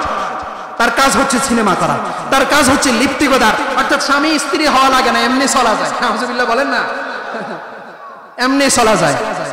সমকামিতা কি? এলজিবিটিকিউ, সমকামিতা, ট্রান্সজেন্ডার, এগুলো প্রমোট করা হচ্ছে তার কাজ। এমন ব্যক্তিকে যদি উপদেষ্টায় বসানো হয়, এমন ব্যক্তিকে যদি রাষ্ট্রের সর্বোচ্চ পদের কোন একটা চেয়ারে বসানো হয়, তাহলে সে দেশের মধ্যে কখনো শান্তি আসবে না, আসবে না, আসবে না। অবাস্তব কথা বলছি আমি। এজন্য আল্লাহ তাআলা বলছেন ফাশা ফীহিমুত তাউন ওয়াল আউজাউল্লাতী লাম তাকুন মাদাত ফি আসলাফিহিমুল্লাযীনা মাদাউ। বিভিন্ন ধরনের রোগ শোক দেখা দিবে। এজন্য তো একবার ম্যালেরিয়া আসে, একবার ডেঙ্গু জ্বর আসে, একবার করোনা আসে। কয় নম্বর অপরাধ? 1 নম্বর। 2 নম্বর, ওয়ালাম ইয়ানকুসুল মিকয়াল ওয়াল মিজানা। 2 নম্বর, রাসূল করিম সাল্লাল্লাহু আলাইহি ওয়াসাল্লাম বলেন কোন জাতি যখন ওজনে কম দেওয়া শুরু করে, কি বলেন? ব্যবসায়ীরা ঠকায়নি। এখন বাজার থেকে কি সুন্দর বলি কই আনছি ভাই, একদম ফ্রেশ দেখে গোস্ত দিবেন, যাতে কোনো ধরনের হাড্ডি থাকে না। ওমা বাড়িতে আনার পরে খুলে দেখি সব হাড্ডি। কথা বুঝেন নাই? হয়নি? আপনাদের সাথে হয়নি? ওজনে কম দেয়, দেয় কিনা? পচা জিনিস ঢুকায় দেয়। আর বলেন না, দেয় কিনা? ব্যবসায়ী আছে মনে হয় এখানে, রাগ করতেছে। রাগ করেন না আপনারা, আপনারা রাগ করেন না। যদি সঠিকভাবে ব্যবসা করতে পারেন, আপনার হাসন নবীদের সাথে হবে। কার সাথে হবে বলেন? নবীর সাথে হবে, নবীর সাথে, শহীদদের সাথে হবে, সালেহদের সাথে হবে। ব্যবসা করেন না, সৎভাবে করেন। মানুষ যখন ওজনে কম দেওয়া শুরু করবে, ওজনে কম দেওয়া বলতে ব্যবসায়িক ওজনে কম দেওয়া না, যখন চতুর্দিক থেকে কম দেওয়া শুরু করবে, স্ত্রী তার স্বামীর হক ঠিক মতো আদায় করে, স্বামী তার স্ত্রীর হক ঠিক মতো আদায় করে না, জনপ্রতিনিধি জনগণের হক ঠিক মতো আদায় করে না, এরকম যখন কম দেওয়া শুরু হয়ে যাবে, তখন আল্লাহ রাসূল বলছেন বিপদ আসবে, বিপদ। 1 নম্বর, উখিদু বিসসিনিন, দুর্ভিক্ষ দেখা দিবে। অসিদ্দাতিল মাউনা, দ্রব্যমূল্যের ঊর্ধ্বগতি হবে। দাম বাড়েনি, দাম বাড়েনি, আয় হায় রে, জিনিসপত্রের দাম এমন বাড়ছে। এই বাড়ার কারণ হচ্ছে কি? কিছু অসাধু ব্যবসায়ী যারা আসে, সে অসাধু ব্যবসায়ীদের অসাধু কাজের কারণেই দ্রব্যমূল্যের দাম বাড়ছে, ঠিক কিনা? 2 নম্বর, ওয়াশিদ্দাতিল মাউনাতি। 3 নম্বর, ওয়াজাউরিস সুলতান আলাইহিম, তাদের বাদশা তাদের উপর জুলুম শুরু করবে। তাদের বাদশা তাদের উপর কি শুরু করবে বলেন? তাহলে ওজনে কম দিলে আল্লাহ তাআলা, আল্লাহ রাসূল বলেছেন এই 3 ধরনের শাস্তি তাদের উপর আসবে। 2 নম্বর গেল। 3 নম্বর, ওয়ালাম ইয়ামনাউ যাকাত আমওয়ালিহিম। 3 নম্বরে রাসূল করিম সাল্লাল্লাহু আলাইহি ওয়াসাল্লাম বলেন যখন মানুষ নিজেদের যাকাত দেওয়া বন্ধ করে দিবে, যাকাত দেওয়া কি করে দিবে? ইল্লা মুনিউ মিনাল কতর, আল্লাহর রাসূল বলেন তখন আসমান থেকে বৃষ্টি বর্ষণ বন্ধ হয়ে যাবে। নাউজুবিল্লাহ বললেন। যখন মানুষ যাকাত দেওয়া বন্ধ করে দিল, আমাদের দেশের মানুষ যাকাত দেয় দেয় দেয় দেয় কিছু কিছু বড় লোক আছে, ঢাকা শহরে থাকে, তার অনেক টাকা পয়সা, তার উপরে লক্ষ কোটি টাকা যাকাত আসে। সে কি করে, একটা ট্রাক ভর্তি ওই ফ্যাক্টরির যত মেয়াদ উত্তীর্ণ যত শাড়ি আর লুঙ্গি আছে সবগুলো বস ভর্তি করে গ্রামে নিয়ে আসে। আনার পরে ঘোষণা করে অমুক দিন অমুক বড় সাহেব যাকাত দিবে। সমস্ত মানুষকে লাইন ধরে দাঁড় করাইয়া এক একজনকে একটা লুঙ্গি আর শাড়ি পরা, শাড়ি দিয়ে দেয়। এটা যাকাত নয়, এটা যাকাত আদায় নয়, এটা যাকাতের নামে তামাশা, এটা যাকাত না। কথা বুঝেন নাই মনে হয়। এজন্য মানুষ যখন যাকাত দেওয়া বন্ধ করে দিবে, রাসূল করিম সাল্লাল্লাহু আলাইহি ওয়াসাল্লাম বলেন আসমান থেকে বৃষ্টি বর্ষণ বন্ধ হয়ে যাবে। এখন আপনি বলবেন হুজুর যাকাত তো আমাদের দেশের মানুষ দেয় না, কই বৃষ্টি তো হয়। আহারে এমন বৃষ্টি হয়েছে বন্যা পর্যন্ত, ঠিক না? বৃষ্টি তো হয়। এবার শুনে রাখেন, মন খারাপ করেন না, মন খারাপ করেন না, আমার উপর রাগ করেন না, আমি নিজে বলতেছি না, রাসূল বলছেন। রাসূল বলছেন ওয়ালাউলাল বাহাইম লাম ইউমতারু মিনাস সামা। রাসূল বলছেন বৃষ্টি যেটা দেখতেছ এটা গরু ছাগলের জন্য দিচ্ছে, তোমার জন্য না। ওয়ালাউলাল বাহাইম, যদি গরু আর ছাগল না থাকতো, যদি প্রাণী পৃথিবীতে না থাকতো, আল্লাহ বৃষ্টি দিত না। রাগ করছেন নাকি? এজন্য যাকাত যখন দেওয়া বন্ধ করে দিবে আল্লাহ এই বিপদ দিবেন। কয়টা গেছে? আরে বলেন না কয়টা গেছে? 3টা। চতুর্থ নম্বর অপরাধ, ওয়ালাম ইয়ানকুযু আহদাল্লাহি ওয়া আহদা রাসূলিহি। কোন জাতি যখন আল্লাহর দেওয়া অঙ্গীকারকে ভঙ্গ করে, সে লা ইলাহা ইল্লাল্লাহু মুহাম্মাদুর রাসূলুল্লাহ বলে ঈমান আনছে, কিন্তু তার ভিতরে ঈমানের কিছু নেই। আছে না এরকম অনেকে? নামে মুসলমান, নামে কি মুসলমান, তার ভিতরে ঈমানের কিছু নেই, সে যে মুসলমান এটা চিনাও যায় না। এজন্য আল্লাহ রাসূল বলছেন ওয়ালাম ইয়ানকুযু আহদাল্লাহি ওয়া আহদা রাসূলিহি। কেউ যদি আল্লাহ আল্লাহর রাসূলের অঙ্গীকারকে ভঙ্গ করে, ঈমান আনার পরে ঈমান মতো কাজ না করে, আল্লাহর রাসূল বলছেন কি শাস্তি দেওয়া হবে? ইল্লা সাল্লাল্লাহু আলাইহিম আদুকুন মিন গায়রিহিম ফায়াখুযু বা'দা মা ফি আইদিহিম। রাসূল করিম সাল্লাল্লাহু আলাইহি ওয়াসাল্লাম বলছেন আল্লাহ তাআলা তার উপরে বহির্গত শক্তি, বহিরাগত শত্রু তার উপরে চাপাইয়া দিবেন। আউযুবিল্লাহ বলেন। ওই শত্রু তার সমস্ত সম্পত্তি দখল করে নেবে। এজন্য মুসলমান সাবধান হয়ে যান। আমি এত গরম বক্তব্য দিলাম, এত জোরালো ভাষণ আপনাদের সামনে দিলাম, আপনারাও শুনলেন, কিন্তু এই যে ভারতের বিপক্ষে বললাম আমরা বিজয় করব, আমাদের দেশকে স্বাধীন করব, এদেশে ইসলামকে প্রতিষ্ঠা করব, যদি নিজেরা পরিবর্তন না হন, যদি নিজেদের ভিতরে ঈমান আর আমল যদি না আসে, যদি নিজেদের ভিতরে পরিবর্তন না আসে, দুনিয়ার কেউ আপনাদেরকে রক্ষা করতে পারবে না, আল্লাহ রক্ষা না করা ছাড়া। এজন্য যতই বক্তব্য যত কিছু দিব, নিজের পরিবর্তন ছাড়া আমরা পার্শ্ববর্তী ভারত দেশের সাথে, শত্রুদের সাথে আমরা কুলিয়ে উঠতে পারবো না। কয়টা গেছে? 4টা। 5 নম্বর, রাসূল করিম সাল্লাল্লাহু আলাইহি ওয়াসাল্লাম বলেন ওয়া লাম তাহকুম আইম্মাতুহুম বিকিতাবিল্লাহি ওয়া ইয়াতাখায়্যারু মিম্মা আনজালাল্লাহু ইল্লা জাআলাল্লাহু বা'সাহুম বাইনাহুম। রাসূল করিম সাল্লাল্লাহু আলাইহি ওয়াসাল্লাম বলেন কোন জাতি যখন আল্লাহর দেওয়া বিধান দিয়ে তাদের রাষ্ট্র পরিচালনা করবে না, যখন আল্লাহর দেওয়া বিধান থাকবে না, তার ঘরে নাই, তার পরিবারে নাই, তার বাজারে নাই, তার দোকানে নাই, তার রাষ্ট্রে নাই, তার সমাজে নাই, তার প্রত্যেকটা জায়গার মধ্যে ইসলাম নাই, কোরআনের বিধান নাই, যদি এমন অবস্থা হয়ে যায়, তা আল্লাহ তাআলা বলছেন জাআলাল্লাহু বা'সাহুম বাইনাহুম, আল্লাহ তাআলা তাদের নিজেদের ভিতরে ঝগড়া লাগায়, এর মারামারি। এটার একমাত্র কারণ হচ্ছে মুসলমান কোরআনের দিকে ফিরে আসে না। মুসলমান ঘুরে ঘুরে বিভিন্ন ধরনের মতবাদের দিকে যায়, ঘুরে ঘুরে পশ্চিমাদের দিকে চলে যায়, ঘুরে ঘুরে ভারতের দিকে চলে যায়, মুসলমান কোরআন হাদিসের দিকে ফিরে আসে না। ঠিক কিনা? কয় ধরনের অপরাধ? 5 ধরনের। এটা আমার আজকের হাদিস ছিল। এই হাদিসের প্রথম অংশ অর্থাৎ অশ্লীলতা থেকে বেঁচে থাকা, এটা হচ্ছে আল্লাহ তাআলা আমাদেরকে আদেশ করেছেন। ওই যে সূরাতুন নাহল 90 নম্বর আয়াত আমি আপনাদের সামনে তিলাওয়াত করেছি, সেখানে আল্লাহ তাআলা 3 জিনিসের আদেশ দিয়েছেন। 3 জিনিস থেকে কি করেছেন বলেন? নিষেধ করেছেন। আমার আলোচনার শেষের দিকে এই আয়াত কেন্দ্রিক ছোট্ট অনেক বড় বড় 2টা ঘটনা আছে, ওই 2 ঘটনাকে আমি সংক্ষেপ করে আপনাদের সামনে উপস্থাপন করতেছি। শুনেন, রাসূল করিম সাল্লাল্লাহু আলাইহি ওয়াসাল্লাম এই আয়াতের মধ্যে আল্লাহর পক্ষ থেকে 3 জিনিস করা, 3 জিনিস ছাড়ার আদেশ দিয়েছেন। ঠিক না? আমাদের কাছে মনে হচ্ছে এটা স্বাভাবিক একটা আয়াত। আল্লাহ বলছেন ইনসাফ করো, আল্লাহ বলছেন মানুষের সাথে নিজের এই আত্মীয় স্বজনদেরকে তাদের হক ঠিকঠাক মতো আদায় করে দাও, আল্লাহ তাআলা বলছেন বিল আদলি ওয়াল ইহসান, ইহসানের কথা আল্লাহ বলছেন। আবার আল্লাহ অশ্লীল কাজ থেকে, অপছন্দনীয় কথা কাজ থেকে, আল্লাহর অবাধ্যতা থেকে নিষেধ করছেন। এটার আবেদন কি এটা আমরা বুঝতে পারতেছি না। দুটা ঘটনা আপনাদেরকে শোনাই, এরপর এটার আবেদন বুঝবেন।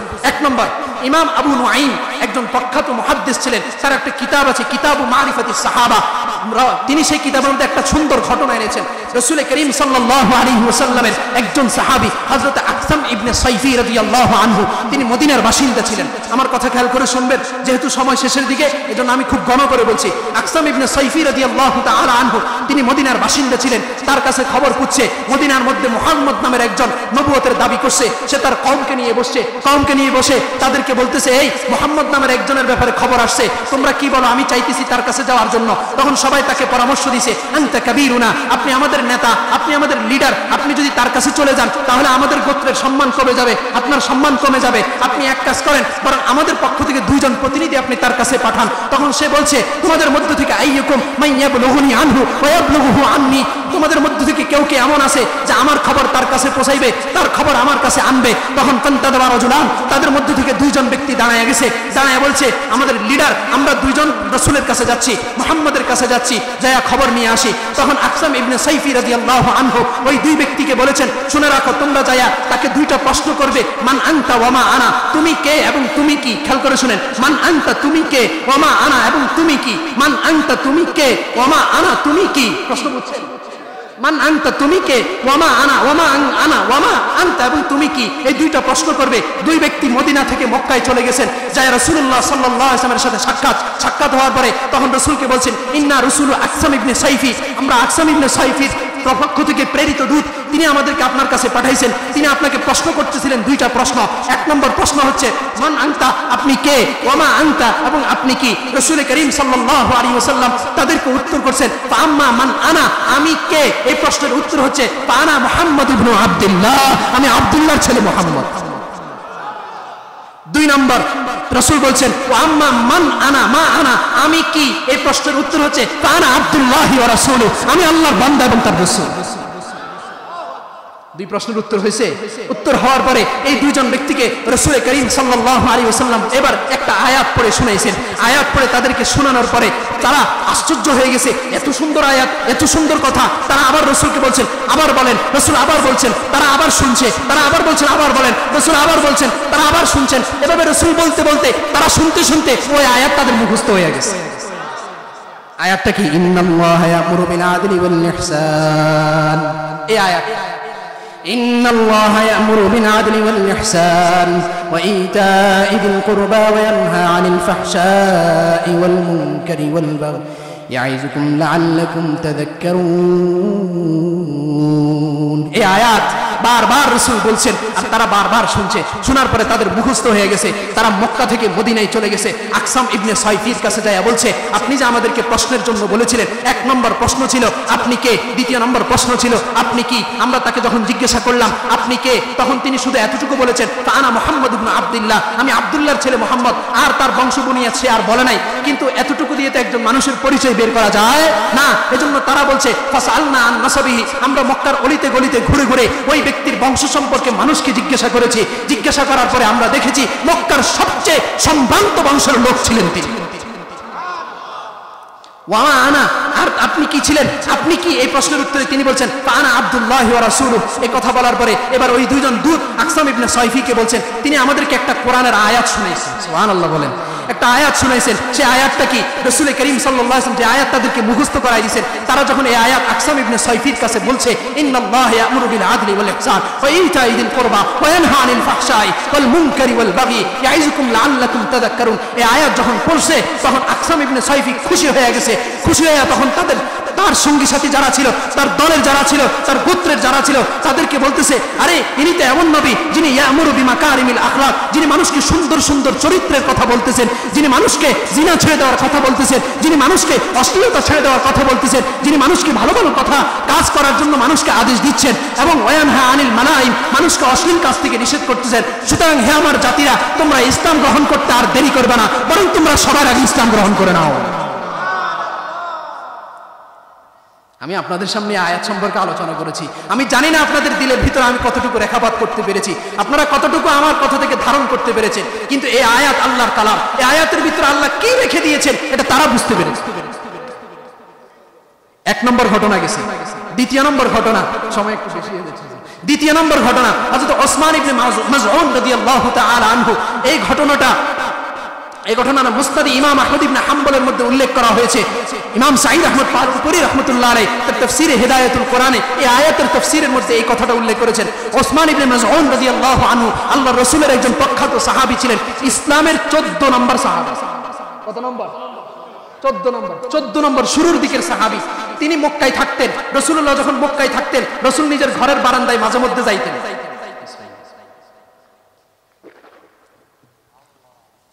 রাসূল নিজের ঘরের বারান্দায় মাঝে মধ্যে যাইতেন। যাওয়ার পরে দেখতেন ওসমান ইবনে মাযউন রাদিয়াল্লাহু তাআলা আনহু তিনি রাসূলের সামনে দিয়ে যাচ্ছেন। তো আল্লাহ রাসূল সাল্লাল্লাহু আলাইহি ওয়াসাল্লাম মাঝে মধ্যে তাকে ডাকতেন, আল্লাহ নাজলিসা মানা তাজলিসা মানা, ওসমান আসো আমাদের সাথে বসবা না? ওসমান রাদিয়াল্লাহু তাআলা তখন মুসলমান হন নাই। ওসমান ইবনে মাযউন, রাসূলের জামাই ওসমান ইবনে আফফান না, খেয়াল করবেন। ওসমান ইবনে মাযউন, তুমি কি আমাদের সাথে বসবা না? তখন রাসূল যখন ওসমানকে ডাকতো, হযরত ওসমান ইবনে মাযউন রাদিয়াল্লাহু আনহু রাসূলের কাছে আয়েশা বসতেন, বসে রাসূলের কথা শুনতেন। তো উনি বলেন, একদিন আমি রাসূলের কাছে গেলাম, যাওয়ার পরে রাসূলের সামনে বসলাম। বসার পরে খেয়াল করে শুনবেন, চিত্রটা খেয়াল করে শুনেন। উনি বলেন, আমি রাসূলের এই পাশে বসলাম, বাম পাশে রাসূল এইভাবে বসা ছিলেন। হঠাৎ আমি দেখলাম রাসূল একটু ডান দিকে ফিরলেন। কোন দিকে ফিরলেন? ডান দিকে ফিরে রাসূল আসমানের দিকে, ফাইদা শাখাসা বাসারাহু ইলা সামাই, রাসূল নিজের দৃষ্টিকে উপরের দিকে উঠাইলেন। উপরের দিকে উঠাইয়া ফানাজার ইলা সামা, আসমানের দিকে কিছুক্ষণ তাকায়া থাকলেন। এরপরে সুম্মা নাযা বাসারাহু ইলাল আরদ, এরপরে ওয়াজা বাসারাহু ইলাল আরদ, আস্তে আস্তে দৃষ্টিকে জমিনের দিকে নামাইতে থাকতেন। হাজা হাত্তা ওয়াজা মিন তাহতি উম্মতিহি ইলাল আরদ, রাসূলুল্লাহ সাল্লাল্লাহু আলাইহি ওয়াসাল্লাম তার ডান দিকের যে জমি সেই দিকে রাসূল নিচের দিকে এভাবে তাকায়া, এরপরে হযরত ওসমান ইবনে মাযউন বলেন, ফালতাফাতা আন জালিসিহি ওসমান ইবনে মাযউন রাদিয়াল্লাহু আনহু, রাসূল তার যে ওসমান ইবনে মাযউন এই পাশে বসা ছিলেন, রাসূল তার থেকে ফিরে এই দিকে, কোন দিক হয়ে গেছে? ডান দিক হয়ে গেছেন। ডান দিক হইয়া ওসমান ইবনে মাযউন বলেন, আমি তার দিকে তাকায়া থাকলাম, দেখতেছি আল্লাহ রাসূল ইয়ানফুযু রাসাহু, রাসূল নিজের মাথাকে লড়াইতেছেন। কান্নাহু ইস্তাফতিহু মা ইউকালু লাহু, রাসূলকে যে কথা বলা হচ্ছে মনে হয় যেন রাসূল কথাটা বুঝতেছেন, মানে মনে হয় যেন রাসূল কারোর সাথে কথা বলতেছেন আর মাথা নাড়াইতেছেন। এদিকে ফিরে রাসূল মাথা নাড়াইতেছেন, এভাবে মাথা নাড়ান আর কথা বুঝেন। আর মানুষের সাথে কথা বললে মাথা নাড়ায় না, এভাবে উনি কিছুক্ষণ মাথা নাড়াইলেন। মাথা নাড়ানোর পরে ওসমান ইবনে মাযউন বলেন, আবার উনি ওনার দৃষ্টিকে আসমানের দিকে উঠাইলেন, উঠাই আবার নিচের দিকে ফিরলেন। এবার ফিরে এরপরে ফালতাফাতা ইলা ওসমান ইবনে মাযউন রাদিয়াল্লাহু আনহু, রাসূল ওই দিক থেকে এবার ওসমানের দিকে ফিরলেন। ওসমান ইবনে মাযউন রাদিয়াল্লাহু আনহুর দিকে ফিরার পরে এবার ওসমান ইবনে মাযউন রাদিয়াল্লাহু আনহু রাসূলকে বলছেন, ইয়া মুহাম্মদ, আপনার সাথে তো আমি অনেকবার বসছি, অনেকবার কথা বলছি, কিন্তু কখনো এমন চিত্র হয় নাই। কখনো এমন চিত্র কি হয় নাই? আজকে কেন আপনি আমার সাথে এমন করছেন? রাসূলুল্লাহ সাল্লাল্লাহু আলাইহি ওয়াসাল্লাম বলছেন, আমি কি করছি? রাসূল বলতে পারবেন? সুবহানাল্লাহ বলবেন না?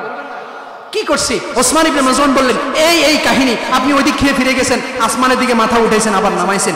তখন হযরত রাসূল করিম সাল্লাল্লাহু আলাইহি ওয়াসাল্লাম ওসমান ইবনে মাযউনকে বলছেন, ওসমান, এই যে আমি আসমানের দিকে মাথা উঠাইলাম আবার জমিনের দিকে মাথা নামাইলাম, আমার মাথাকে যে নাড়াইলাম, এই নাড়ানোর কারণ হচ্ছে আমার কাছে কিছুক্ষণ পূর্বে আল্লাহর পক্ষ থেকে ফেরেশতা আসছে। কে আসছে বলেন? হযরত ওসমান ইবনে মাযউন আশ্চর্য হয়ে গেছেন, আপনার কাছে ফেরেশতা আসছে? রাসূলুল্লাহ, আপনার কাছে ফেরেশতা আসছে, আল্লাহর পক্ষ থেকে প্রেরিত ফেরেশতা আসছে? রাসূল বলছেন, হ্যাঁ, আমার কাছে ফেরেশতা আসছে। তখন ওসমান ইবনে মাযউন জিজ্ঞাসা করছেন, মা ক্বালা লাক, কি বলছেন তিনি? আপনাকে কি বলছেন? ওই ফেরেশতা আপনাকে কি বলছেন? রাসূল করিম সাল্লাল্লাহু আলাইহি ওয়াসাল্লাম তখন বলছেন, ওই ফেরেশতা আমাকে এটা বলছেন, ইন্নাল্লাহা ইয়া'মুরু বিল আদলি ওয়াল ইহসান। সুবহানাল্লাহ বলেন না? إن الله يأمر بالعدل والإحسان وإيتاء ذي القربى وينهى عن الفحشاء والمنكر والبغي يعظكم لعلكم تذكرون। রাসূল করিম সাল্লাল্লাহু আলাইহি ওয়াসাল্লাম বললেন, একটু আগে ফেরেশতা এই আয়াত নিয়ে আমার কাছে এসেছে। সুবহানাল্লাহ। হযরত ওসমান বারবার আয়াতটা শুনতেছেন, রাসূল বলতেছেন, ওসমান শুনতেছেন, রাসূল বলতেছেন, ওসমান শুনতেছেন, রাসূল বলতেছেন, ওসমান শুনতেছেন। বারবার শোনার পরে হযরত ওসমান ইবনে মাযউন রাদিয়াল্লাহু আনহু বলেন, এই আয়াতটা যখন আমি পড়েছি, হুব্বিবা ইলা কলবি আল ঈমান, এই আয়াত শোনার সঙ্গে সঙ্গে ঈমানের মহব্বত আমার দিলের ভিতরে ঢেলে দেওয়া হয়েছে। হযরত ওসমান ইবনে মাসউদ রাদিয়াল্লাহু আনহু মুসলমান হয়ে গেছেন এই আয়াত শোনার সাথে সাথে। এরপরে হযরত ওসমান ইবনে মাসউদ মুহাজির সাহাবীদের মধ্য থেকে মক্কা থেকে যখন মদিনায় হিজরত করছেন, সর্বপ্রথম যেই সাহাবী হিজরতের পরে মারা গিয়েছেন মুহাজির সাহাবীদের মধ্যে তিনি হচ্ছেন হযরত ওসমান ইবনে মাসউদ রাদিয়াল্লাহু আনহু। সর্বপ্রথম উনি ইন্তেকাল করেছেন। উনি ইন্তেকালের পরে আল্লাহ রাসূল তার কাছে গেছেন, তার কবরে গেছেন, তার জানাজা পড়ছেন, তারে দাফন দিয়েছেন। দাফন দেওয়ার পরে আল্লাহর রাসূল অন্যান্য সাথীদেরকে বলতেছেন, শুনে রাখো ওসমান আমাদের সবার আগে জান্নাতে আমাদের মুখপাত্র হিসেবে চলে গিয়েছে। কোন আয়াতের বদৌলতে? এই আয়াত, যে আয়াত নিয়ে আমি আপনাদের সামনে তেলাওয়াত করেছি। এজন্য প্রিয় মুসলমান ভাইরা, প্রিয় বাবারা, ভাইরা, প্রিয় মুসল্লিয়ানে কেরাম, আমরা প্রিয় হাজিরিন, আমরা এই আয়াতকে বুঝি। এই আয়াতের যে আলোচনাগুলো করলাম, এই আলোচনাগুলোকে ধারণ করেন, বুঝেন। আল্লাহ আমাদেরকে ইনসাফের আদেশ দেন, আল্লাহ আমাদেরকে ভালো কাজের আদেশ দেন, আল্লাহ আমাদেরকে ইহসানের আদেশ দেন, আল্লাহ আমাদেরকে আত্মীয় স্বজনের হকগুলো আদায়ের আদেশ দেন, আল্লাহ আমাদেরকে অশ্লীলতা থেকে বেঁচে থাকার জন্য বলেন, নারীর বিপদদিগি থেকে আমাদেরকে বেঁচে থাকার জন্য আল্লাহ আদেশ দিয়েছেন, আল্লাহ আমাদেরকে জিনা থেকে বেঁচে থাকার জন্য আদেশ দিয়েছেন, আল্লাহ আমাদেরকে পরকীয়া থেকে বেঁচে থাকার জন্য আদেশ দিয়েছেন। নারী গঠিত যত ধরনের অশ্লীলতা আছে, গান বাজনা গঠিত, মদ আর জুয়া গঠিত যত ধরনের অশ্লীলতা আছে, সব অশ্লীলতা থেকে আল্লাহ আমাদেরকে নিষেধ করেছেন। যেগুলো আদেশ করেছেন, যেগুলো নিষেধ করেছেন, এগুলো মানার, বুঝার আল্লাহ তাআলা আমাদের সকলকে আমল করার এবং বুঝার তৌফিক দান করেন, বলেন আমিন। সাহাবায়ে কেরামরা যেরকম আয়াতের মর্মার্থ বুঝছেন, এই আয়াতকে বুঝছেন, বুঝার কারণে তারা মুসলমান হয়ে গেছেন। এই আয়াতের নূর যেন আল্লাহ তাআলা আমাদের দিলের ভিতরে ঢেলে দেয়। আল্লাহ তাআলা আমাদের সকলকে তৌফিক দান করেন। ইন আসাবতু ফামিনাল্লাহ ওয়া ইন আখতাতু ফামিন্নী ওয়া মিনাশ শাইতান। যা বলছি যদি সঠিক বলে থাকি আল্লাহর পক্ষ থেকে।